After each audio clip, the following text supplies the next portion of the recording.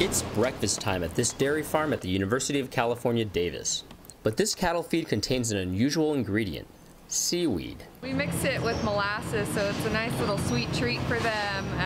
We try to mix it as well as we can into their feed, but we have some cows that'll pick it out, and we have some cows that'll go right for the seaweed. If they don't eat the seaweed, then we won't see any reduction in methane. UC Davis is testing whether seaweed can reduce emissions of methane, a potent greenhouse gas that's released when cattle burp, pass gas, or make manure.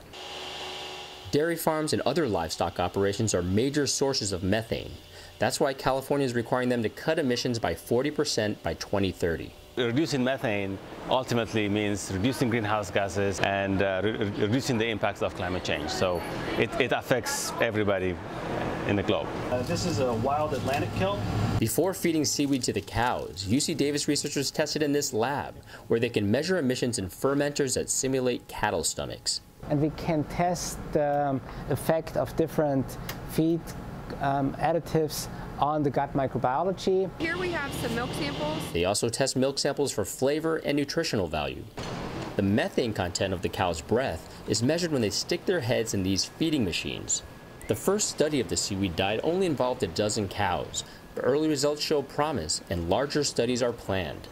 And so far, it's very encouraging. We've seen over 30% of reduction in methane emissions.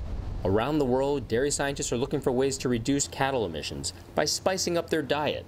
They've tried garlic, oregano, cinnamon, and even curry, with mixed results. At the University of Wisconsin, researchers are studying how a cow's breed, as well as what and how much they eat, affects their emissions, which they measure with this treat dispensing device. The machine draws air from the breath of the cow, and the machine continuously measures the concentrations of the methane in the air. Really, what drives the emission from the cow is how much the cow eats. Because the more the cow is going to eat, the more she needs to process that feed, and the more methane she's going to produce. Researchers hope seaweed and other food additives can help reduce emissions and make dairy farms more climate friendly. Terry Che, Associated Press, Davis, California.